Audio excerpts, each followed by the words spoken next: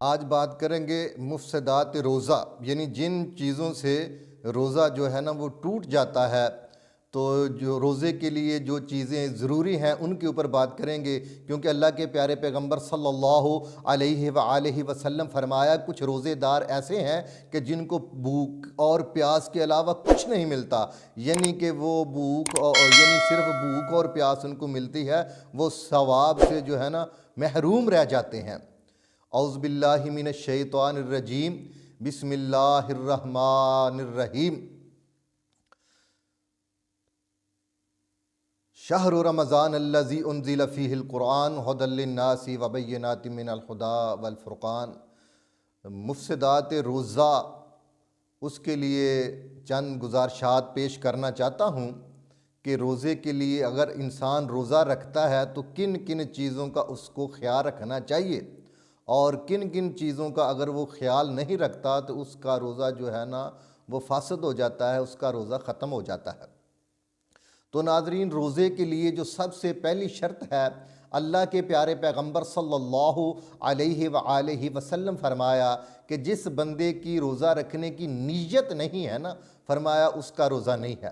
لہٰذا روزے کے لیے نیت شرط ہے۔ تو نیت جو ہم کیلنڈروں پر پڑھتے ہیں، وہ جو دعا ہے یہ کسی بھی صحیح حدیث سے ثابت نہیں ہے۔ نیت بس یہی ہے کہ صبح سحری کے ٹائم جب لوگ اٹھتے ہیں، اٹھ کے سحری کرتے ہیں، تو یہ نیت کرنی ہے اللہ تیری رضا کے لیے روزہ رکھ رہا ہوں، بس یہ دل کی نیت ہے، زبان سے اقرار کرنا کوئی ضروری نہیں ہے۔ تو اس لیے سب سے پہلی جو شرط ہے وہ نیت کرنا ہے کہ میں اللہ تیری رضا کے لیے روزہ رکھ رہا ہوں۔ اور جب انسان روزہ رکھ لیتا ہے پھر بہت ساری چیزوں سے اس کو بچنا پڑتا ہے۔ مثال کے طور پر اگر انسان نے روزہ رکھا ہے، اس کے کچھ تقاضے ہیں۔ روزہ رکھ کر آنکھوں کا روزہ، زبان کا روزہ اور ہاتھوں کا روزہ، پاؤں کا روزہ، یعنی آنکھوں سے غلط دیکھنا نہیں ہے، کانوں سے غلط سننا نہیں ہے، زبان سے غلط بولنا نہیں ہے، ہاتھوں سے غلط کرنا نہیں ہے، پاؤں سے غلط طرف چل کے جانا نہیں ہے، یعنی سارے جسم کا روزہ رکھنا پڑتا ہے۔ تو ہمارے ہاں ایسا ہی ہوتا ہے کہ روزہ رکھا ہے تو ہم چغلی اور غیبت سے باز نہیں آتے، یہ ہماری سمجھو کہ معاشرے کا المیہ ہے۔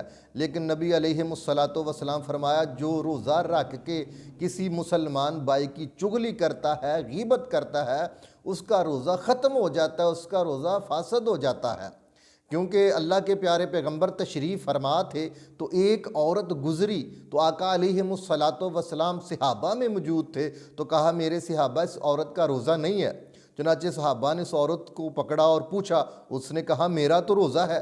آقا علیہ الصلوۃ نے فرمایا اس کو قے کروائی جائے۔ جب اس کو قے کروائی گئی تو اس کے معدے سے تازہ کھایا ہوا گوشت نکلا۔ تو وہ عورت بڑی حیران ہوئی کہ میں نے تو یہ گوشت کھایا نہیں، کہاں سے آ گیا؟ تو آقا علیہ الصلوۃ فرمایا یہ عورت ابھی ابھی کسی مسلمان بھائی کی غیبت اور چغلی کر کے آ رہی ہے۔ اس لیے فرمایا کہ جو مسلمان بھائی کی غیبت اور چغلی کرتا ہے ایسا ہی ہے کہ جیسے اپنے مردہ بھائی کا گوشت کھاتا ہے۔ استغفر اللہ ثم استغفر اللہ۔ تو بہرحال روزہ رکھ کے چغلی اور غیبت سے جو ہے نا ہمیں بچنا چاہیے۔ اور پھر روزہ رکھنے کے بعد اگر کسی کو قے آ جاتی ہے، اس کی دو صورتیں ہیں۔ اگر تو قے جان بوجھ کے کی ہے تو اس کا روزہ ٹوٹ گیا ہے، اس کو اس روزے کی قضا دینی پڑے گی۔ اور اگر اس نے قے جان بوجھ کے نہیں کی، کسی بیماری کی وجہ سے قے آ گئی ہے، تو لہٰذا وہ اپنے روزے کو پورا کرے، اس کا روزہ نہیں ٹوٹا۔ اور اسی طرح اگر کسی آدمی نے روزہ رکھا ہوا ہے اور روزہ رکھ کے وہ سو گیا ہے تو سوتے میں اس کو اگر احتلام ہو گیا ہے تو اس کا بھی روزہ نہیں ٹوٹتا۔ بہت سارے نوجوانوں نے اس پر مجھ سے سوالات کیے ہیں اور میں ان کو یہ بتانا چاہتا ہوں کہ یہ جب انسان سو جاتا ہے تو انسان کے بس کی بات نہیں رہتی، لہٰذا اگر سوتے میں ایسا کوئی کام ہو جائے تو اس کا روزے کو کوئی فرق نہیں پڑتا، وہ اٹھے اور اٹھتے سار جو ہے نا فرضی غسل جو ہے نا وہ کر لے۔ اور اس کے بعد عورتوں کے مسائل ہیں کہ اگر عورت نے روزہ رکھا ہوا ہے تو روزہ رکھا ہوا ہے کہ اس کے ایام شروع ہو جاتے ہیں، ایام مخصوصہ شروع ہو جاتے ہیں تو اس کا روزہ ختم ہو جاتا ہے، تو وہ رمضان کے بعد اس روزے کی قضا پوری کرے گی۔ اور اسی طرح جناب اگر روزہ رکھ کے انسان نماز کے قریب نہیں جاتا تو یقین کریں اس کو بھی روزے کا کوئی فائدہ نہیں ملے گا۔ تو اللہ مجھے، آپ کو، ہم سب کو روزے کے تقاضے پورے کرنے کی توفیق عطا فرمائے۔ وآخر دعوانا ان الحمد للہ رب العالمین۔